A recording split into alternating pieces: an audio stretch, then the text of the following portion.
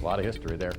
It was a chilly day today, although we did briefly get up to 60 degrees at Kenner, but tonight will be even colder. The reason for that, we are going to see clear skies and the perfect ingredients for those temperatures to bottom out. Clear skies, low humidity, and light winds overnight. Freeze warning will be in effect across our North Shore parishes, really all of the Florida parishes, and into southern Mississippi, where temperatures not going to see a hard freeze. We're going to be right at or just below freezing for a few hours. So as far as vegetation goes, I think most plants will be okay.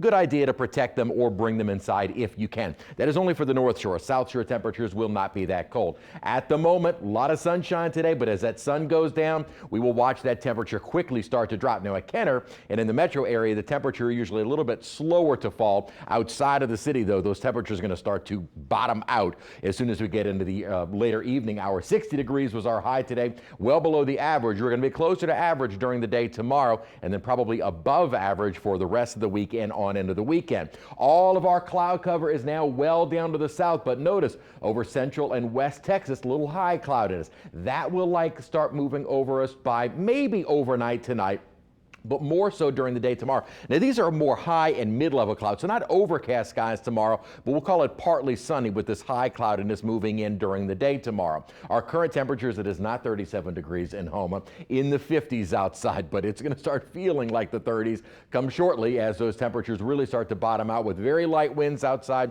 and the other necessary ingredient is the low humidity, and dew points only in the low 30s. What helped to get rid of our cloud cover today was this upper trough. That'll keep us under clear skies tonight, but notice the cloud cover already off to our west. It'll start moving in, but we're actually looking even farther west for our next big weather maker. This is the upper low that's going to bring us our next chance of rainfall, and we're really trying to figure out the timing and accumulation and coverage of this rain event. Here comes the upper low as we head into Thursday into Friday, moving quickly across the desert southwest, but in its wake, or I should say out ahead of it, it will be bringing in that surge of moisture and instability to bring us a chance for some rain. The timing is still being fine-tuned right now, but we're looking at probably more early Friday morning, and then by Friday midday afternoon kind of tapering off. More rainfall moving over us during the day Saturday, Sunday, and Monday.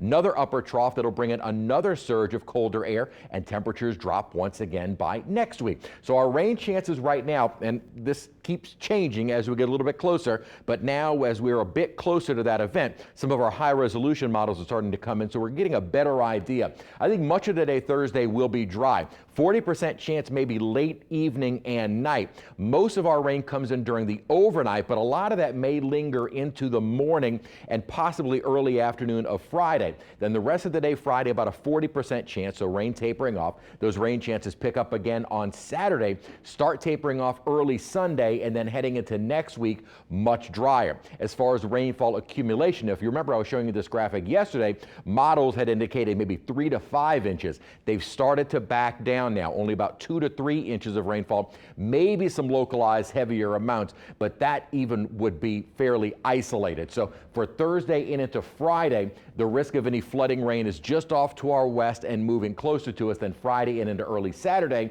that threat continues. So it kind of overlaps part of southeast Louisiana. So Thursday going into Saturday will be that chance of seeing maybe some isolated street flooding, and I think that'll be very isolated. We're under clear skies with high pressure just up to our north. As that high starts to shift off to the east, it'll also start bringing back an onshore wind. So humidity and temperatures will be on the rise. Here come those high clouds, and then as far as the rainfall goes, we will start to get some of that shower activity. Notice even 6:30 on Thursday, most of us are still relatively dry, really not coming in until the late night hours, and even that has started to get downplayed a bit. Risk of severe weather looks slim to none right now. We'll focus more on that as we get closer, but as far as the timing of the rainfall, probably early Friday, then tapering off. Another round on Saturday, drier by Sunday, then temperatures coming down and dry heading into early next week.